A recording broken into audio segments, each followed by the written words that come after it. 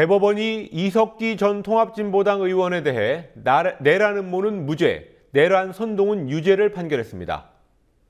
내란 음모가 무죄인 것은 검찰이 지하혁명조직 아로의 존재를 증명하지 못했기 때문입니다. 지난달 헌법재판소가 통진당 해산 결정을 내렸던 근거와 충돌합니다. 헌법재판소의 결정이 성급했다는 지적이 현실로 나타났습니다. 삼성전자가 삼성 반도체 피해자 가족들을 경기도 기흥에 있는 반도체 공장에 초청했습니다. 말끔한 생산 라인을 보여줬지만 백혈병 피해자들은 옛날과 많이 달라진 거니까 속아서는 안 된다고 말했다고 합니다. 백혈병 피해 보상 협상은 진척이 잘 안 되고 있습니다. 오늘 국회에서는 정당의 역할이 어떠해야 하는지에 대한 원로 정치학자들의 토론회, 그리고 여야 모두 주장하고 있는 오픈 프라이머리에 대한 토론회가 각각 열렸습니다. 어떤 얘기가 나왔는지 현장 취재했습니다. 1월 22일 목요일 뉴스K, 잠시 후에 시작합니다.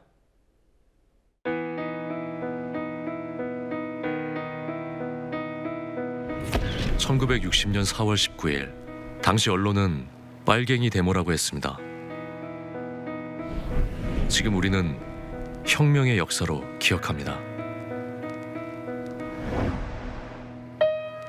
1980년 5월 18일 당시 언론은 불순분자의 폭동이라 했습니다. 지금 우리는 독재에 항거한 정의의 역사로 기억합니다. 1987년 6월 10일 당시 언론은 대학생 가두 시위라 했습니다. 지금 우리는 민주주의를 쟁취한 감격의 역사로 기억합니다. 백 없고 돈 없는 노동자, 서민, 학생들이 스스로 타올라 역사를 만들었습니다. 현실은 다시 타오를 것을 요구하고 있습니다. 아니, 이미 타오르고 있습니다.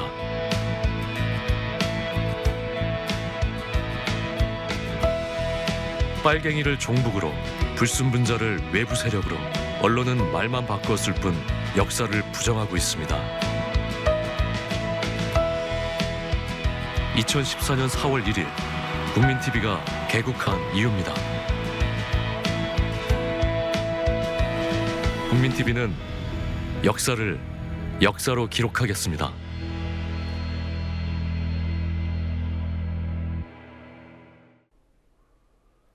대법원이 이석기 전 통합진보당 의원에 대해 내란 음모는 무죄, 내란 선동과 국가보안법 위반은 유죄로 판결한 원심을 확정했습니다. 내란의 주체라고 지목된 지하혁명조직 아로의 실체를 증명하지 못했기 때문에 내란 음모는 무죄였습니다. 김현주 PD가 취재했습니다.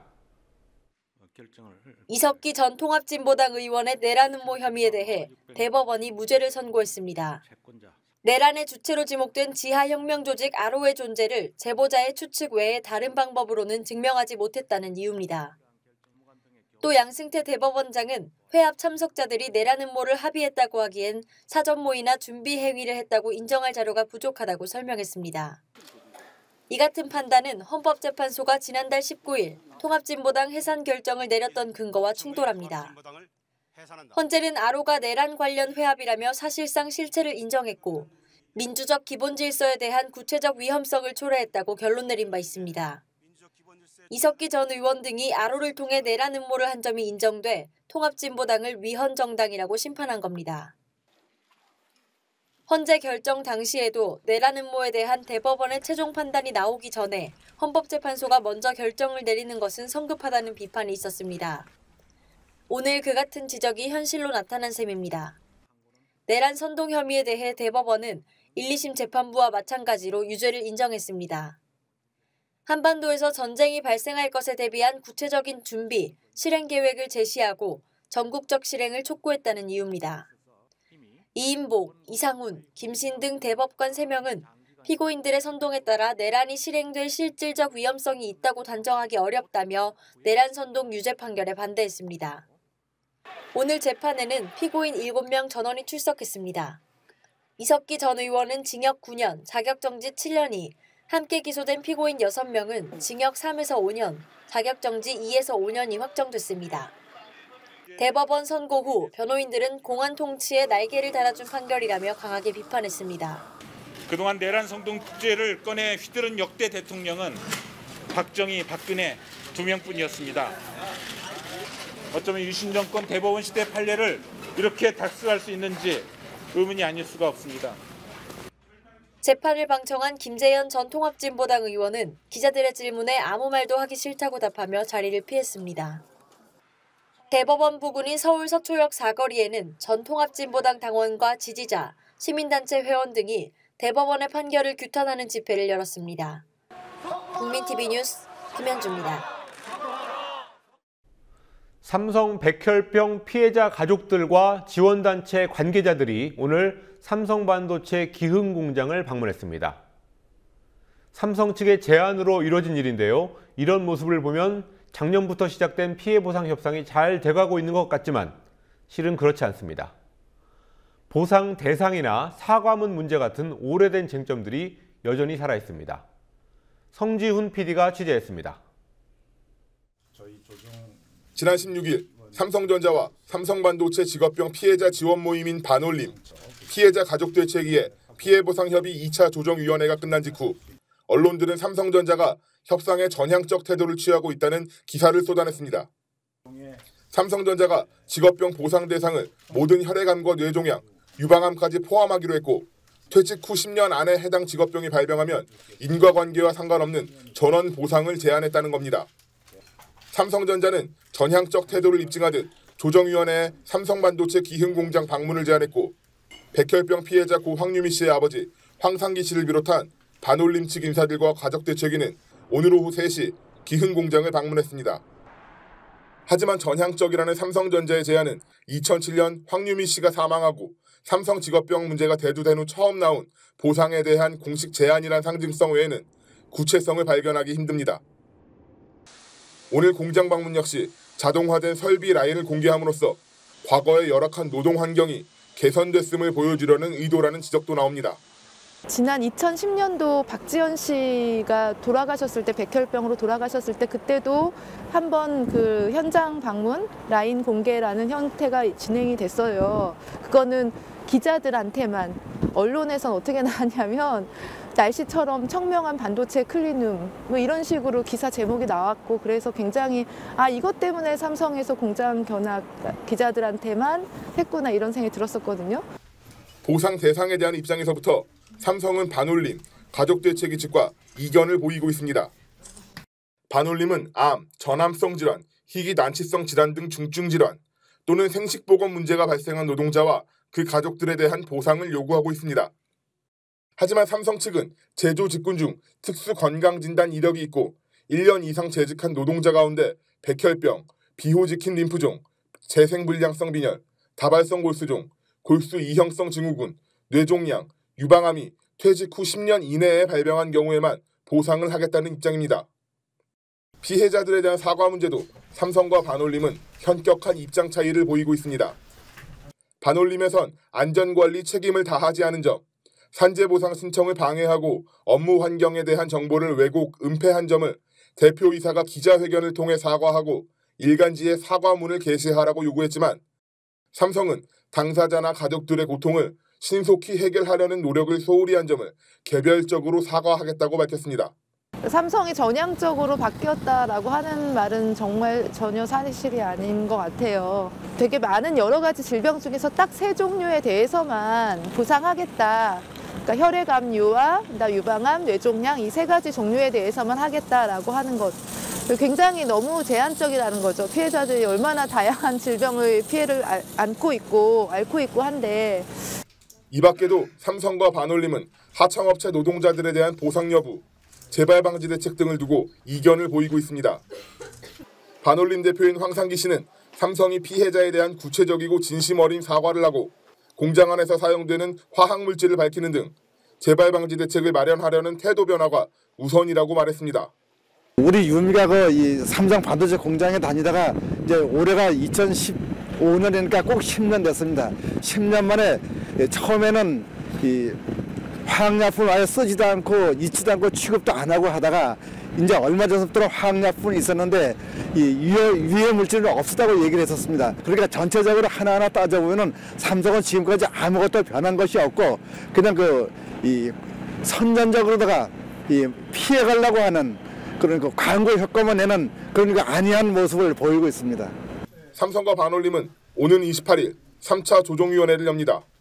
국민TV 뉴스 성지훈입니다.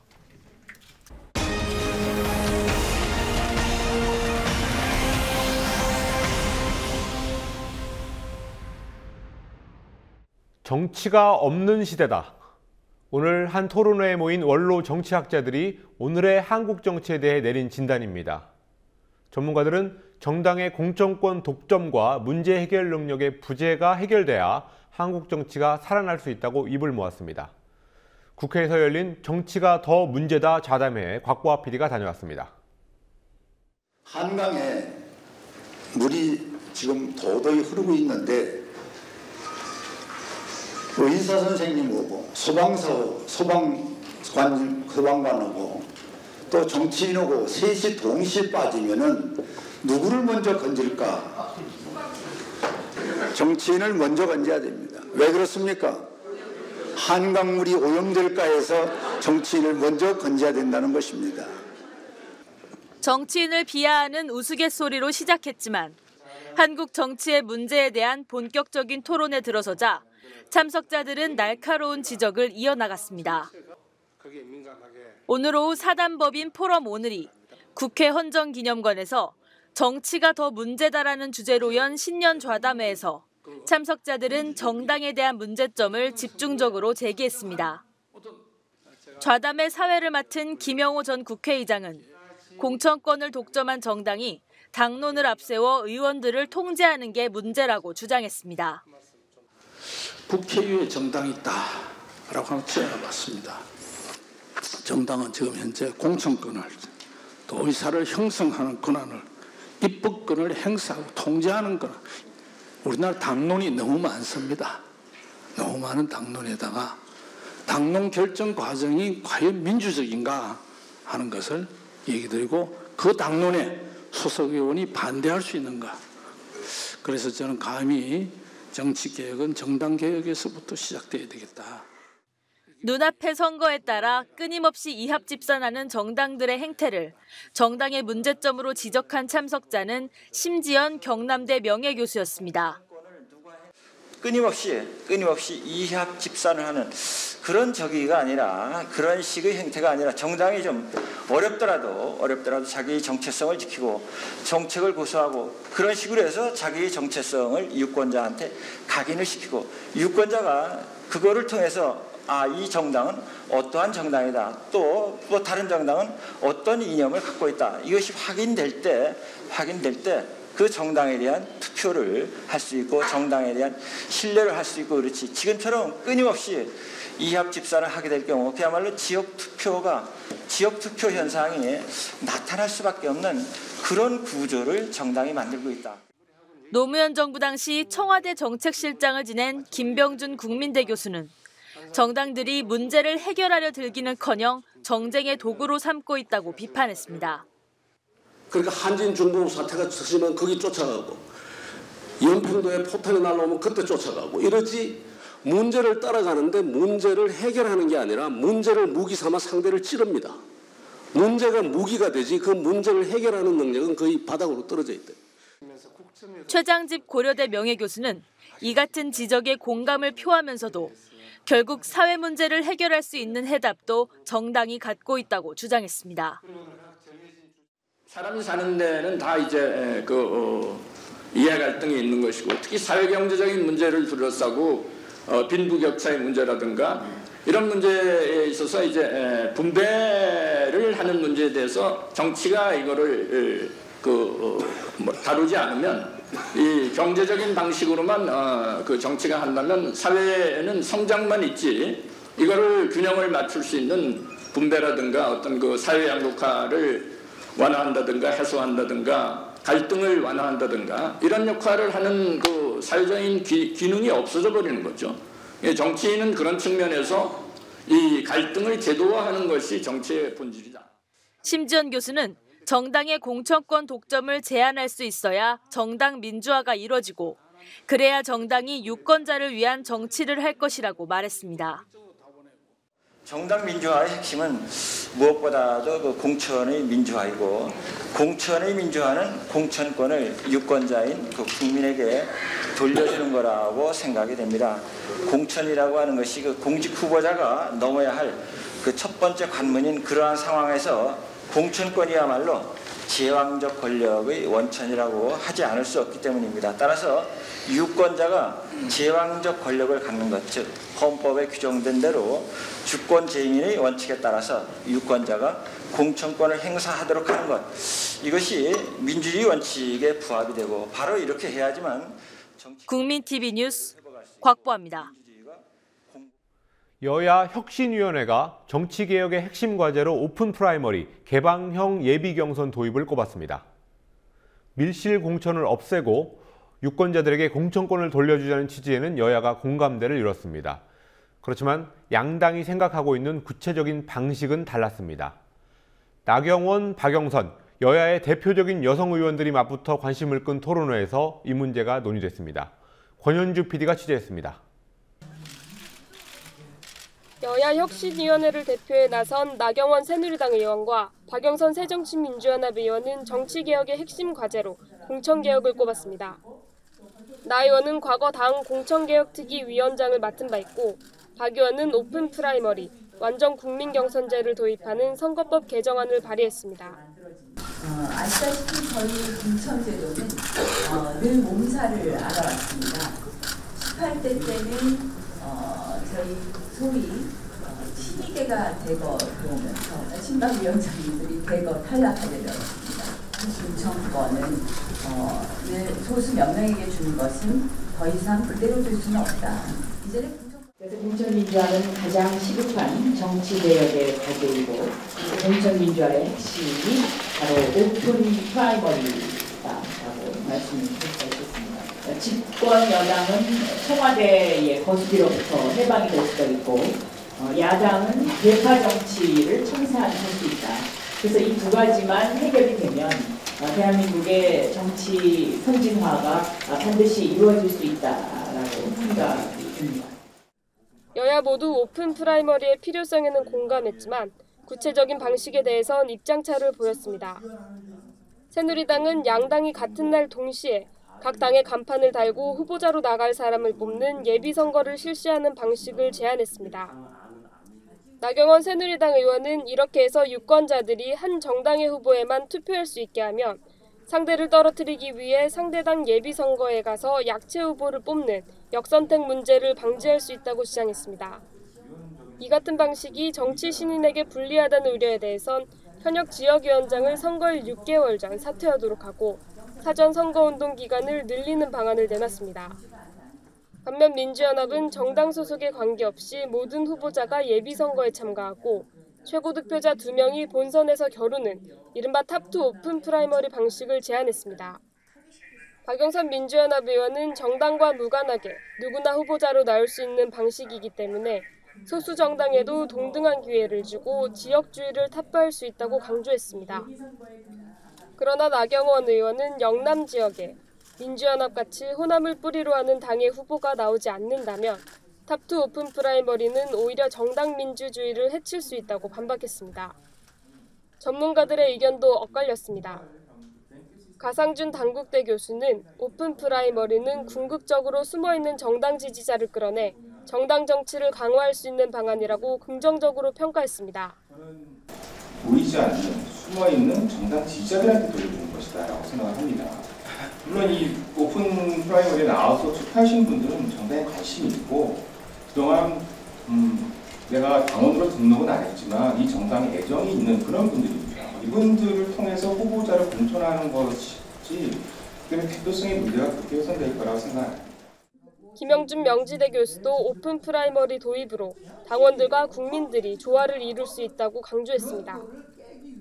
반면 박명호 동국대 교수는 정당 스스로 해결해야 할 공천에 국민을 끌어들여 책임지도록 하는 것은 정치권의 책임의 표라고 지적했습니다. 여태까지 국민이 달라고 한 적 없었습니다. 이제 와서 국민을 끌어들여서 거기에 국민이 마치 어떤 책임이라도 같이 져야 되는 것처럼 이야기한다라고 하는 것은 정치권 전체의 책임 회피가 아닌가 생각이 되고, 정당이 일단 스스로 자체적으로 해결해 난 다음에 국민들한테 제시하는 것이 정당의 바람직한 모습이 아닌가 생각이 됩니다. 이상입니다. 조성대 한신대 교수도 유권자가 선거 때만 투표하고 일상으로 돌아가는 당 공동화 현상이 일어날 가능성이 있다며 당 공동화는 오히려 계파 정치를 강화시킬 수 있다고 지적했습니다. 여야 혁신이 모두 오픈 프라이머리 도입을 주장했지만 실제로 실행되기까지는 넘어야 할 벽이 만만치 않습니다. 예비선거일을 정하고 비용을 부담하는 문제에서부터 선관위의 운영을 일임하는 등의 구체적인 선거법 개정이 필요합니다. 또 선거구 재획정 문제도 국회 정개특위에서 마무리돼야 하는데 아직 특위 구성조차 이뤄지지 않은 상태입니다. 이 과정에서 정치권의 이해관계가 첨예하게 갈릴 경우 오픈 프라이머리 도입이 늦춰질 가능성도 있습니다. 국민TV 뉴스 권현주입니다. MBC PD 한 명이 어제 해고를 당했습니다. 자기 페이스북에 올린 글 때문이라고 합니다. 언론 자유를 생명으로 하는 언론사인데 어처구니 없는 일이 아닐 수 없습니다. 과거 파업에 적극 참여했던 MBC 직원들이 당한 보복성 인사조치를 모아보면 가히 잔혹사라고 부를 만합니다. 조아라 PD가 보도합니다. 세월호 보도로 MBC가 자신감을 회복했다. 지난해 4월, 안광한 MBC 사장은 임직원들에게 보내는 이메일에서 MBC의 세월호 보도를 이렇게 평가했습니다. MBC 경영진의 자화자찬, MBC 세월호 보도는 참사에 가까운 수준. 안 사장의 발언 20일 후 MBC 예능본부의 권성민 PD가 온라인 커뮤니티 오늘의 유머에 쓴 글입니다. 이 글을 썼다는 이유로 권 PD는 정직 6개월의 중징계를 받았습니다. 권 PD는 작년 말 정직 기간이 끝나자마자 MBC의 유배지라 불리는 경인지사로 발령을 받았습니다. 그것으로 부족했는지 MBC는 결국 어제 권 PD를 해고했습니다. 12월과 1월 세 차례에 걸쳐 페이스북에 올린 웹툰 때문이었습니다. 자신의 신세를 유배 등으로 표현하는 내용의 웹툰이었습니다.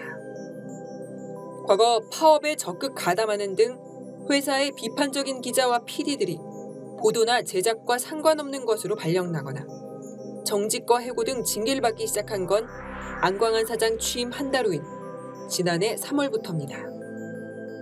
지난해 10월엔 교양 제작국이 해체된 뒤 시사교양 PD들은 비제작 부서로 배치됐고 뉴미디어 뉴스국과 시사제작국 기자들은 사업부서로 전출됐습니다.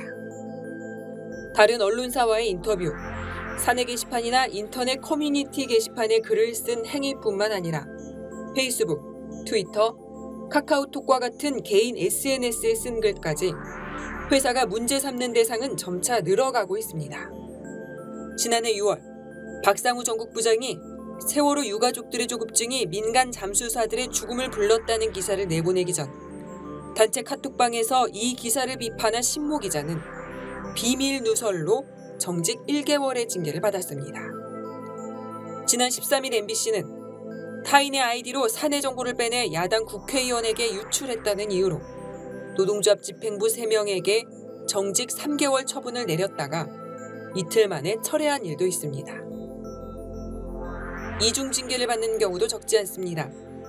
PD수첩 광우병 편을 제작한 조능희 PD는 대법원의 무죄 판결에도 불구하고 지난해 4월 사측으로부터 징계를 받은 데 이어 언론과의 인터뷰에서 자신이 받은 징계에 대한 비판의 말을 했다는 이유로 또다시 정직 4개월 처분을 받았습니다.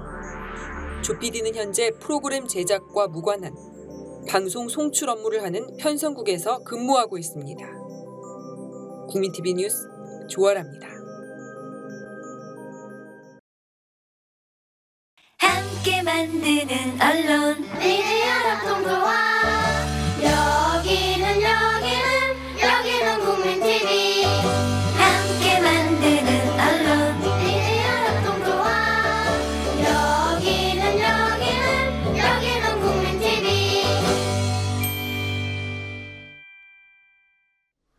박근혜 대통령 임기 3년 차, 연초부터 레임덕 현상이 뚜렷합니다. 박 대통령 지지율이 30% 초반을 기록한 여론조사가 처음으로 나왔습니다. 이른바 십상시 파동으로 40% 선이 무너진 뒤에 지속적인 하락세를 보이고 있습니다. 노주민 PD와 대통령 지지율부터 알아보겠습니다. 어서 오십시오. 안녕하십니까? 예, 대통령 지지율 추이 어떻습니까? 네, 지난 일주일간 10%포인트 가까이 떨어졌습니다. 지지율이 하락하는 듯 하다가도 금세 반등했던 과거와는 달리 하락세가 심상치 않다는 분석이 나오고 있습니다. 지난 14일부터 어제까지의 여론조사 결과인데요. 지지율이 40% 선이 무너진 뒤에 계속 쭉 하락세를 이어가다가 어제는 33.2%까지 떨어졌습니다. 예, 지난주 월요일에 있었던 신년 기자회견 이후에 쭉 떨어졌군요. 예, 기자회견 직후 대통령의 청와대 인적쇄신 거부 논란이 이어졌고요. 또 최근 연말정산 이슈까지 불거진 영향이 미친 것으로 보입니다. 반면에 지지율을 회복할 만한 출구는 찾지 못하고 있습니다. 리얼미터 측은 반전 포인트를 찾지 못할 경우 30%대 유지도 어려울 전망이라고 평가했습니다. 예, 앞서 전해드린 이석기 전 의원 재판 말고도 오늘 국가보안법 관련 재판이 또 하나 있었습니다. 노동해방실천연대라는 노동운동단체에 대한 검찰 측의 항소심이었는데요. 또 문제가 났군요. 네, 노동해방실천연대는 사회주의 실현을 추구하는 조직입니다. 민주노동당 산하의 의견그룹이었는데 지난 2008년 당에서 분리된 뒤에 독립적으로 활동해 왔습니다. 지난 2012년 검찰은 이 단체가 자유민주주의와 의회제도를 부정하고 폭력혁명을 주장해 왔다면서 4명의 회원을 국가보안법 위반 혐의로 기소했습니다. 하지만 1심에서 무죄가 결정됐고 오늘 항소심 역시 무죄로 판명됐습니다.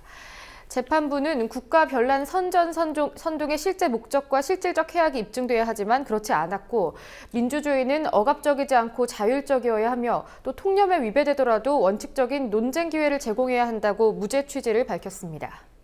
예, 그런데 이 단체를 재판에 넘긴 검사들, 기소한 검사들이 과거 서울시 공무원 유성 씨 간첩 사건을 담당했던 그 검사들이라고요? 예, 증거를 조작했던 바로 그 공안 검사들입니다. 또 이 사건의 재판 과정에서도 조작 논란이 계속 있었습니다.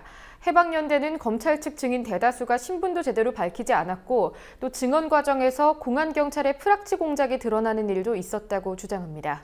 사건의 변론을 맡아온 민변 소속 김도영 변호사는 검찰이 이적 단체에 대한 엄격한 판단 기준 없이 공안몰이를 자행하고 있다는 점을 지적했습니다.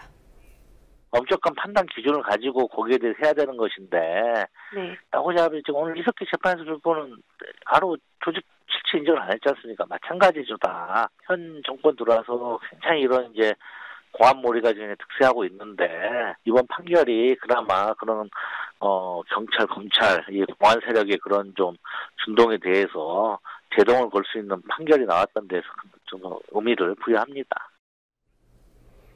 예. 다음 소식으로 넘어가겠습니다. 통일부가 대북 전단 살포 문제, 지금은 이제 외국 사람들이 와서 날리는 전단이 또 하나의 쟁점이 되고 있는데 또다시 표현의 자유니까 어쩔 수 없다 이런 말을 했습니다. 네, 접경 지역 주민들의 불안감이 커지고 있지만 지난 19일에는 탈북자 단체뿐 아니라 미국 인권단체도 대북 전단 살포에 동참했습니다. 통일부 당국자는 전단 살포에 대한 기본 입장은 외국인에 대해서도 그대로 적용된다면서 표현의 자유를 강조했습니다. 지금 보시는 것이 통일부 당국자가 오늘 기자들 앞에서 한 말인데요. 표현의 자유는 국제사회에서 통용되는 가장 기본적인 인권이라고 강조하면서 국내 국외 막론하고 민간단체의 전단 살포는 모두 표현의 자유 영역이기 때문에 강제로 규제할 수 없다라고 딱 잘라서 말했습니다. 예, 그런데 이 전단 살포 행위가 일종의 정치 참여로도 볼 수 있는데 그 외국인의 정치 참여가 법적으로 약간 문제가 있다 이런 지적이 있죠?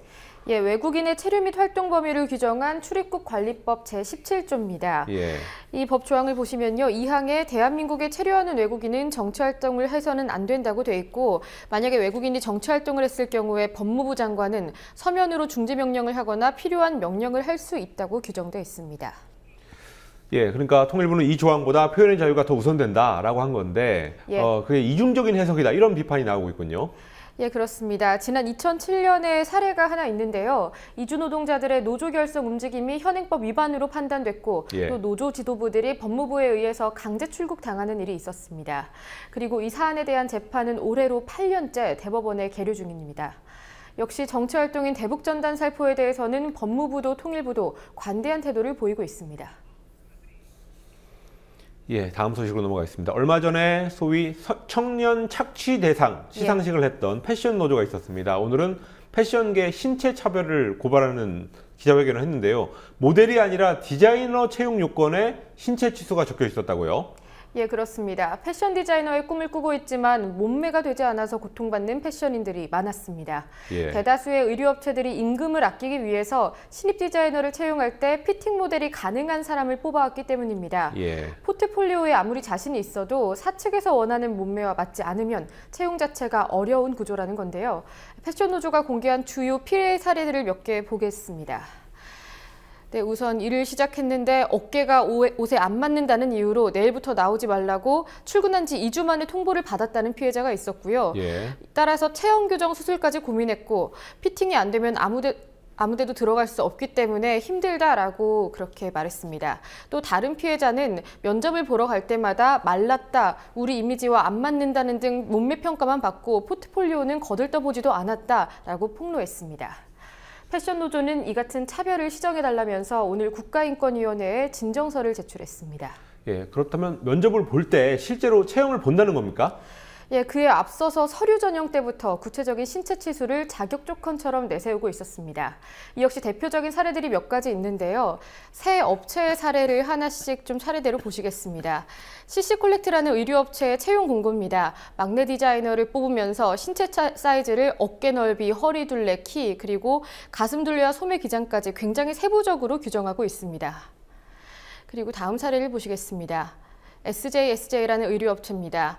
정확히 사이즈가 맞지 않더라도 비율이 좋은 분들이면 지원이 가능하다. 너무 마르지 않은 적당한 체격이 오히려 좋다. 몸매가 좋은 사람을 뽑는다고 대놓고 이렇게 써놨습니다.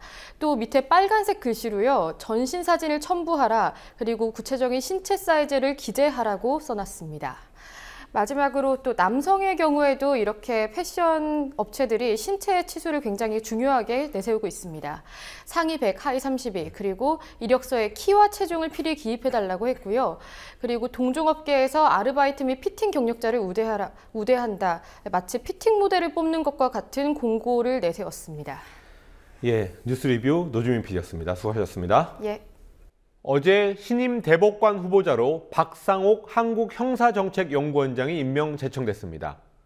그리 많지 않은 검사 출신의 대법관 후보자라는 특징이 있기는 하지만 대법관이 되려면 서울법대를 나온 50대 남성이어야 한다는 이른바 대법관 공식에선 한치도 벗어나지 않았습니다. 이정열 전 창원지법 부장판사를 만나서 대법관 다양화는 왜 필요한지 설명을 들어봤습니다. 유지연 PD가 인터뷰했습니다.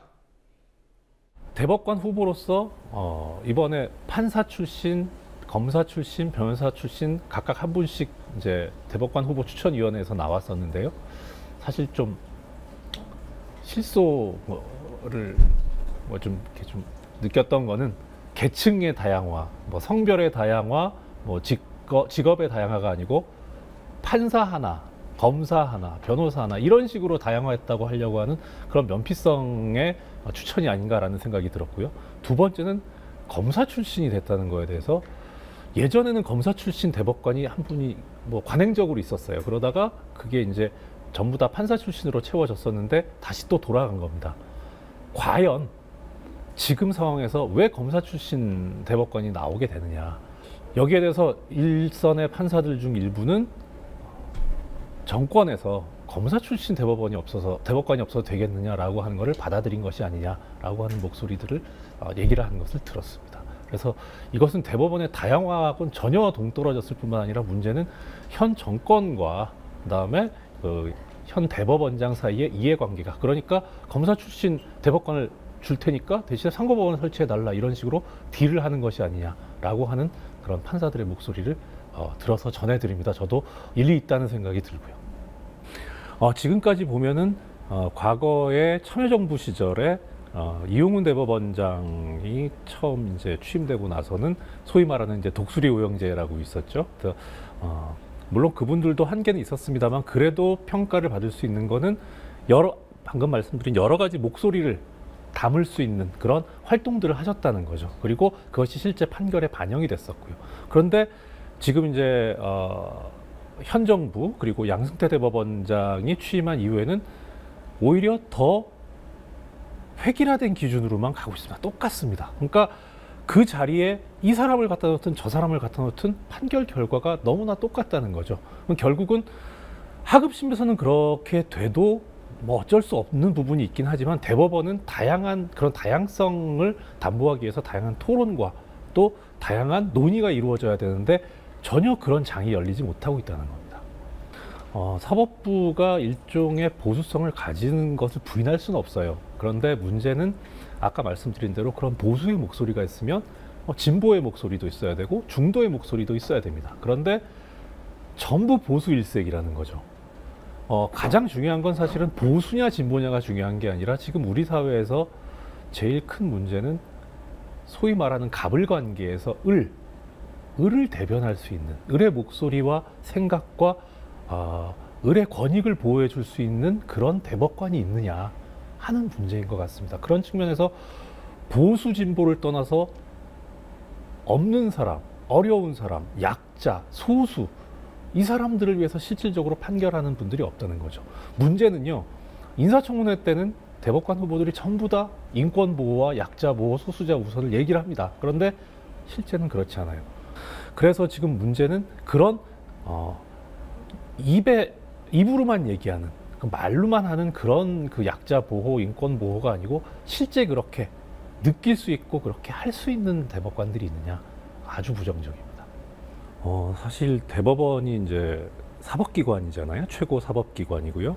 사법기관이라고 하는 데는 이제 이미 제정된 법률을 가지고 어떻게 실생활에서 적용을 할 것인가 하는 그런 기관이긴 한데 대법원은 좀 위치가 다르죠. 대법원 판결이 나오면 판례가 형성이 되고요. 거기에 따라서 하급심 법원이 영향을 받습니다. 그 판례에 따라가는 게 법적 안정성을 위해 상당히 필요하거든요. 또 그렇게 되면 마찬가지로 일상생활에, 국민의 일상생활에까지 영향을 미치게 되죠. 그러니까 대법원은 결국 비록 사법기관이라고는 해도 하나의 입법기관에 준하는 법을 만드는 것과 같은 기능을 한다는 거죠. 그럼 문제는 우리나라에서 이렇게 뭐 성별, 뭐 계층, 재산 등등 직업 여러 가지 기준에 의해서 다양한 집단이 있는데 그 다양한 집단에게 전부 다 적용되는 법에 준하는 그 입법에 준하는 것을 하는 그런 기관이 그런 다양한 목소리를 대변하고 있느냐, 전혀 그렇지가 못하다는 거죠. 천편일률적으로 서울대 또 남성 또 법관 출신 이런 획일화된 기준에 의해서만 지금 대법원이 구성이 되고 있기 때문에 사회의 다양한 목소리를 반영하지 못하고 결국은 법원이 국민으로부터 신뢰를 받지 못하고 법원과 국민의 사이가 벌어지게 된다는 겁니다. 그래서 대법원이 꼭 다양화돼야 된다는 데 의미가 있는 겁니다.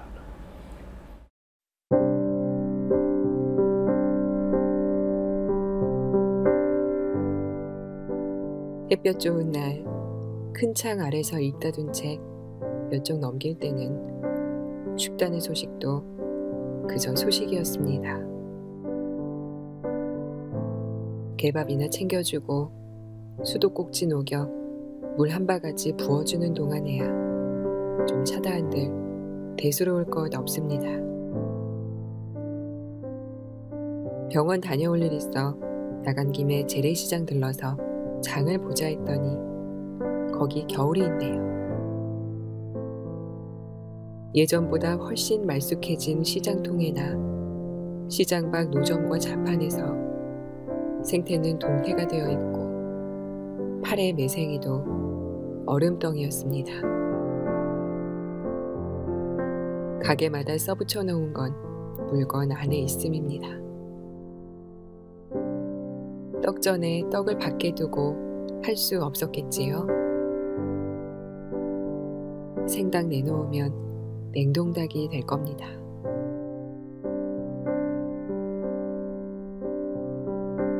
그런 추위에 씩씩한 좌판 아주머니들 참 대단해 보였습니다.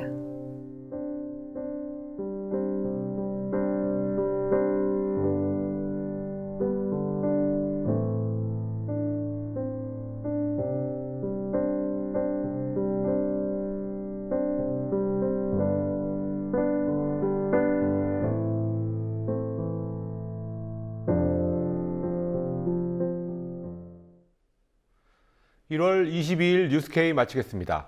시청해주신 여러분 고맙습니다.